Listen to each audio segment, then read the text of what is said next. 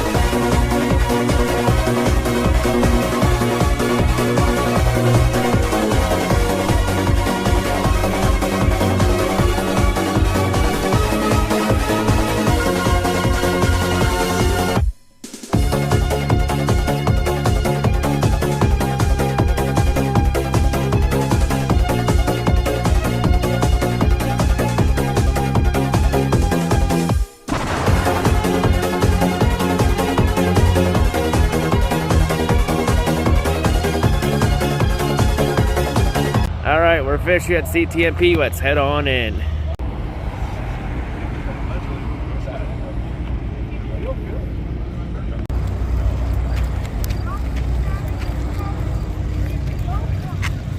We're going to have a lot of fun with this race. Beautiful looking field of cars. I love the way these race cars look on the track.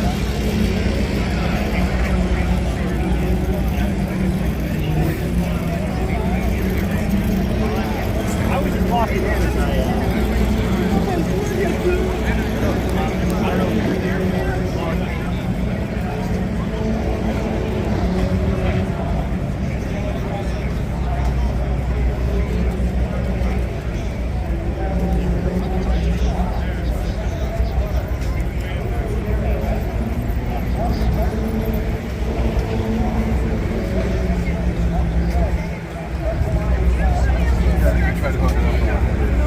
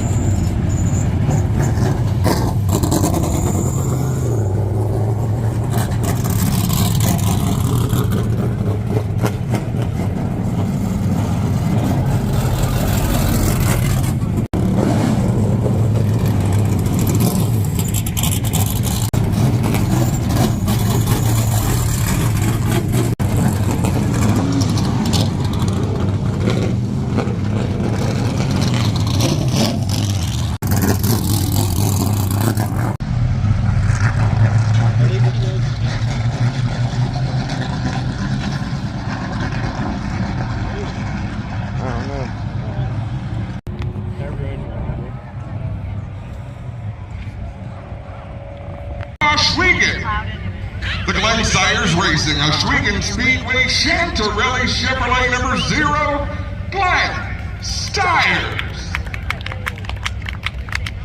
Superior Propane, Rack.ca, Castrol Structural Group Dodge number 84, Larry Jackson. Not bad. The track is nice. I hope it's really like 19th from Ganawagi, Quebec. The recap, K-Fiber Optic Chevrolet number 92, Dexter Stacy. PFL Canada Chevrolet number 9, Matthew Kingsbury. That's your guy? Won in his only prior NASCAR Canada Series start in the Diamond Comcan East Rock Pex NBS Chevrolet number 3, Connor Bell. Now race fans, your top 10. Starting 10th from Trois-Rivières, Quebec. The WeatherTech Omnifab Bellmare Dodge number 47, L.P. Dumoulin.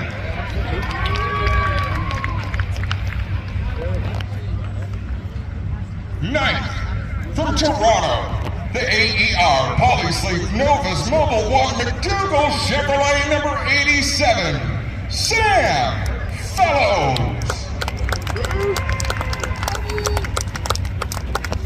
Starting 8th from Terrebonne, Quebec, the GL Electricité Automatisation BET 365, number 39, Alex Gannett. 7th from Saint Eustache, Quebec, the Valvoline Napa Racing Chevrolet number 74, Kevin Lacroix.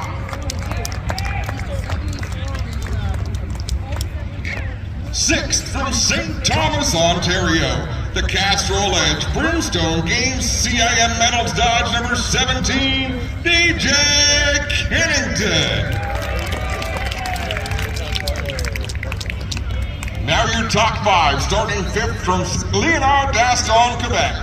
The GM Paillet Chevrolet Canada number 96, Marc Antoine Cameron.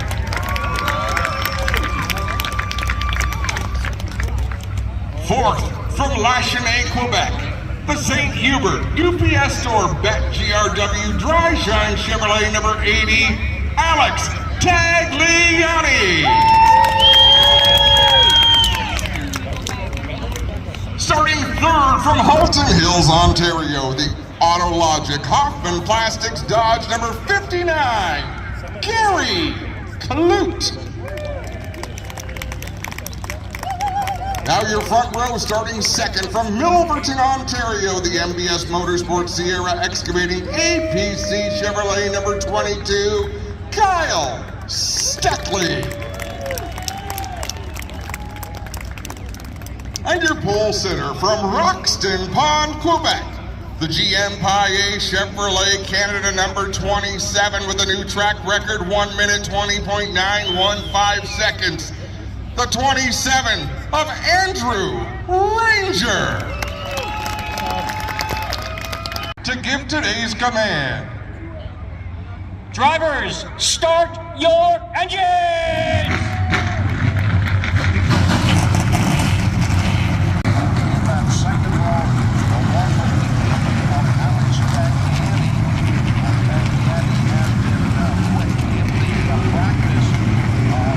By 2.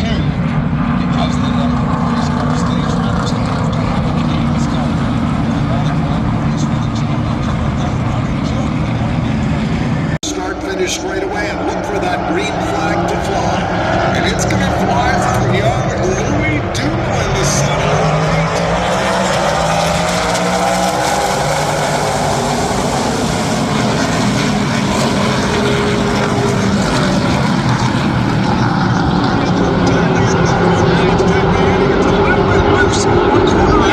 Saw a couple of cars going 3 wide there into turn, off of turn number. Don't yet know what it is, but I'm going to pull out my phone. We've got some amazing fans here. Some of them have my phone number, some of them have my Facebook. But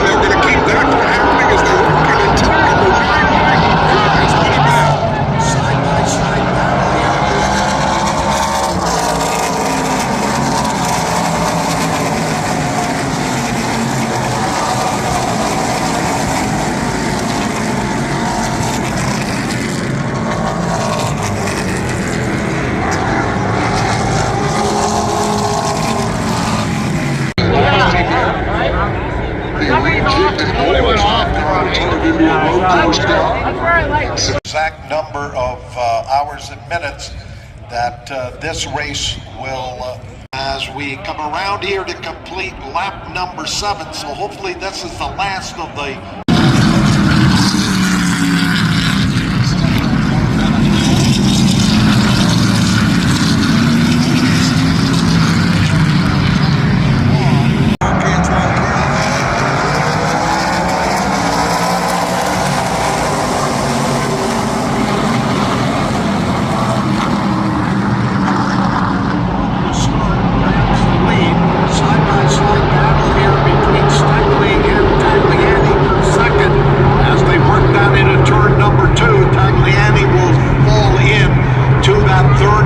position, and they're stacking it not quick here in the race, but Ranger will bring them in at turn number 8. A couple of car lengths out of that 22 of Kyle Steckley.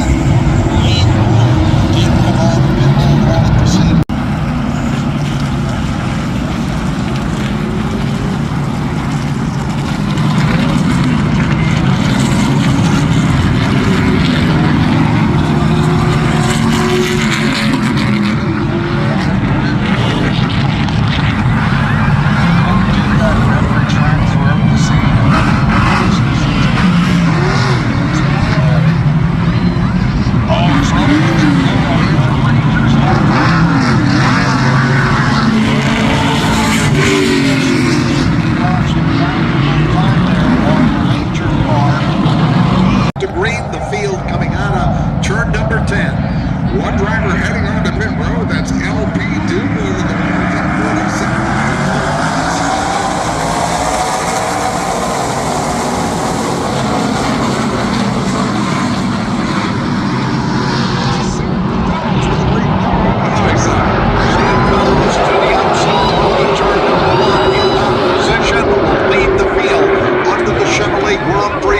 Down through the bottom of turn 2. Sam Fellows, 87. Here's a move in on the inside. Right tail out of the field. Meanwhile, it is the 87 Sam Fellows who leads, heading up the back straightaway into the S's. Matthews Canal was so excited about today's race. Came in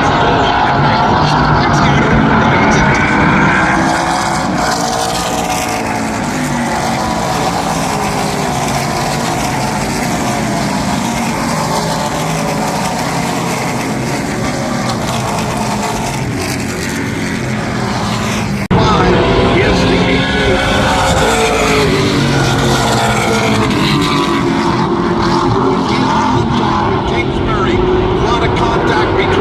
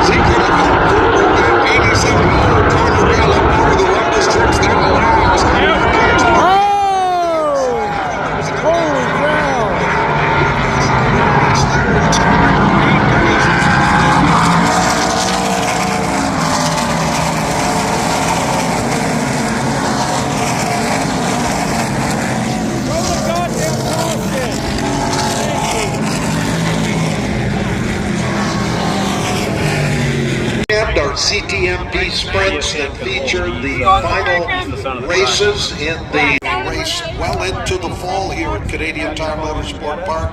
The celebration of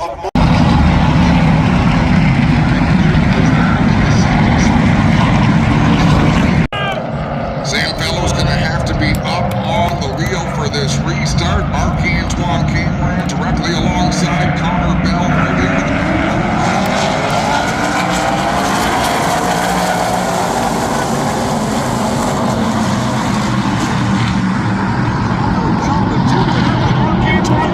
Cameron gets loose in turn number one. Connor Bell into the second.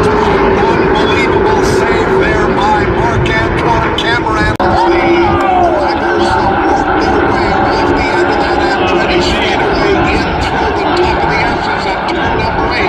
That is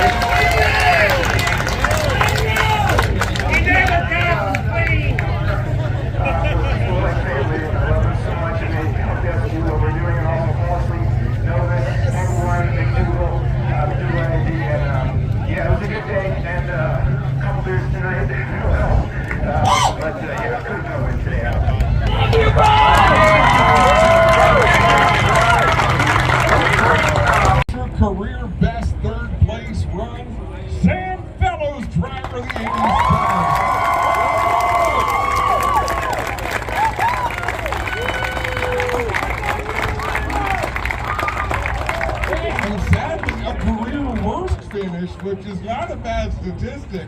Coming home in second, Connor Bell, driver of the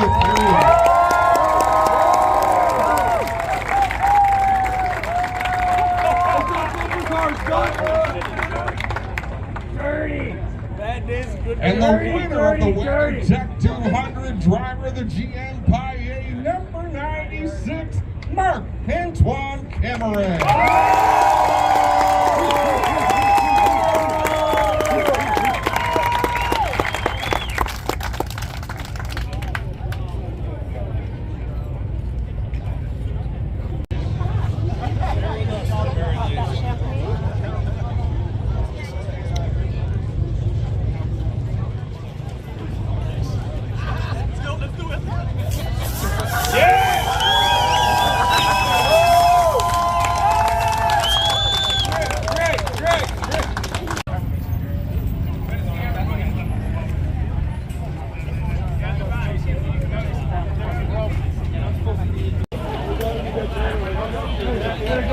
Let it go, buddy.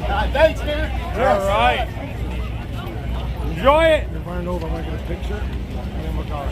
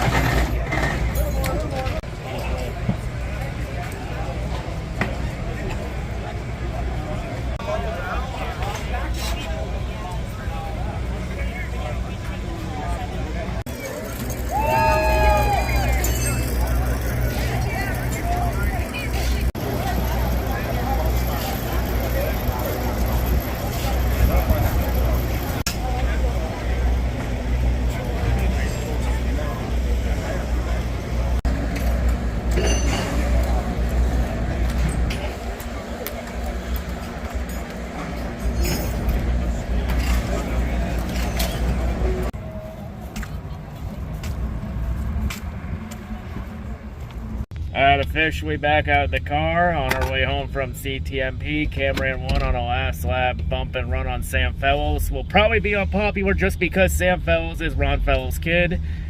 But yeah, 3-hour drive home. Talk to you all when I get back. Alright, so I'm officially back home from CTMP. So this is all I got at the track, which was the event t-shirt at the track for the Labor Day sprints at CTMP. There's nothing on the back. Everything you need to see is on the front of the shirt, which at Doomlin's car, and I believe that might be Benoit Couture's car on the front too. See a little stripe here. I was going to get the Castrol Victoria Day Speedfest shirt back in May, but they didn't have it in my size. But this weekend they had this shirt in my size though. So at least I got that event shirt to make up for it. So yeah, I'm officially back from the track. So yeah, Cameron got the win on a last lap bump and run on Sam Fellows. So yeah, Cameron sweeps the season series at CTMP this year. Something that's pretty hard to do in this day and age of NASCAR, sweeping a season series at a track. And really, this is the only season series you can actually sweep because usually CTMP is the only track now on the Canada Series schedule with 2 dates. Except for this year because Delaware's got a doubleheader in 2 weeks because of the sunset date getting canceled due to Mother Nature interfering. But hey, at least we had good weather for once this time. I guess Mother Nature does want me to go to races when I have a full-on beard and not when I'm clean-shaved. Sorry, Marco Averis, I don't make the rules here. Mother Nature's a bitch. Blame her, not me. But yeah, anyway, to the race itself, in terms of that bump and run, honestly, Cameron did nothing wrong in it. You know, he didn't wreck Sam Fellows. He just moved him out of the way. And honestly, good on NASCAR for not penalizing him and having a repeat of Saskatoon. Because I know a lot of people are going to bring up, oh, but Saskatoon, he got penalized for a while on probation. That Saskatoon thing was fucking stupid. I already did this 12-minute video already about Saskatoon, that screw job in Saskatoon. And I'll be honest, I think part of it is I think NASCAR officials knew they fucked up at Saskatoon, and they were trying to fix what they messed up. But honestly, it doesn't really matter what happened with the call. It was a lose-lose situation because if they did the right thing, fans would bitch and complain about inconsistency from Saskatoon. And if they stay consistent with the president at Saskatoon, which is a BS president, by the way, but point is, if they stay consistent with what happened in Saskatoon, everyone would have bitched and called NASCAR out for being too soft and being like Formula 1 and IndyCar. Like, honestly, what happened in Saskatoon between Cameron and McQuall was fucking stupid. Cameron should not have been penalized for that. Honestly, good on NASCAR for fixing that mistake by letting it stand. Honestly, let them fucking race. Like, it's fucking stupid. Especially considering how many times we've seen the bump and run in NASCAR in the last 80 years. And there's only like 2 times I can recall someone actually getting penalized for it. Sonoma 91, and then Saskatoon 2025. And yeah, it was a pretty 50-50 crowd because the Sam Fellows fan club was alive and well at the victory podium to let Cameron know how they felt about that. Yeah, I didn't even know Sam Fellows had a fan club. Like, I know his dad, I know there's a good fan club with his dad, Ron, since Ron Fellows owns CTMP. But damn, I didn't know that fan base carried over to Sam, but damn. But hey, even despite that, at least Sam got a first career podium, which, hey, that's a good storyline out of that. He almost got the win. It's just Cameron wanted it more, especially in terms of the championship. Since, yeah, with this win, Cameron effectively has the championship on lock with 3 races left, unless something happens to either Montmagny or one of the Delaware races in 2 weeks. So yeah, we're one step closer to Cameron doing something that hasn't been done in the Canada Series since NASCAR took over the ownership license in 2007.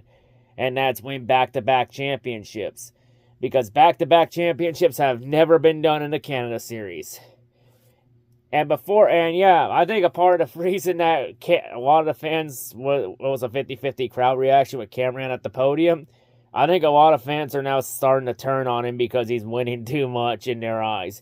Because, everybody hates a winner. We all see in a Cup Series. Honestly, I'm surprised at this point fans haven't turned on Connor Zillage yet for winning 8 races in his rookie season. I know some are going to start turning on Corey Heim eventually. It happens to anybody that dominates the sport because some people don't know when to shut the fuck up and acknowledge greatness. Like, just think of this, though. If it wasn't for Train Lapsevich in 2023 with his record season, Cameron would most likely be looking at winning 4 consecutive championships and being the Canada Series version of Jimmy Johnson. Just think of that. Without Lapsevich's 2023 season, Cameron's on the verge of 4 in a row and being the Canada Series equivalent of Jimmy. Fucking crazy. Or in this case, the Canada Series version of Alex Palou. Or Max Verstappen. Honestly, in terms of the Jimmy Palou or Verstappen comparisons, pick your poison, I guess. Hell, well. Like pick who you want to mooch with it, too. But yeah, honestly, Cameron did nothing wrong. Honestly, that's racing. Like, honestly, if you don't like it, grow the fuck up and get over it. Simple as that. And yeah, and also, Jesus, there were so many crashes and DNFs in this race because of so many brake failures and mechanical failures. Also, how fitting we had that many crashes in this race, considering NASCAR President Steve O'Donnell was in attendance. Oh yes, you heard that correctly. Steve O'Donnell was in attendance for this race. Yeah, Steve O'Donnell. Yeah, Steve O'Donnell's so hated in America with the playoffs starting in the Cup Series that he wants nothing to do with the crowd in Darlington this weekend and fucked off to Canada, north of the border. And the sad part about him being introduced was I was the only person in the crowd that booed him. I'm very disappointed now in my fellow Canucks. Honestly, you should have fucking booed his ass for running NASCAR into the ground. I'm very disappointed in all yous. That's the only negative I'll say, and that's where the negatives end. But all I say to O'Donnell is keep the fucking playoffs out of the goddamn Canada Series. This series is only like 12, 13 races. We don't need a goddamn chase format. Leave it as it is. And for anyone who wants to complain about season-long points because Cameron's running away with it, Not Cameron's fault everybody else hasn't been performing this year. Like, everybody else has had all season to not put themselves in a position where Cameron could run away with the title, and everyone else has failed to take advantage of their time. Not Cameron's fault everyone else didn't take advantage of the previous 10 races. They should all learn how to fucking race better. Simple as that. And honestly, a lot of people are getting too comfortable defending the chase /playoffs. Especially with Gano and Blaney fans, if you catch my drift. Wink, wink. But yeah, anyway, that about wraps it up for this race. You know, it was actually a pretty good race. So yeah, next vlog on this channel in 2 weeks. We'll be in 2 weeks for the Delaware doubleheader, my home race, to wrap it up. So anyway, that'll be it. That's all I gotta say, and I'll see you all later on whatever I make next. I'm out.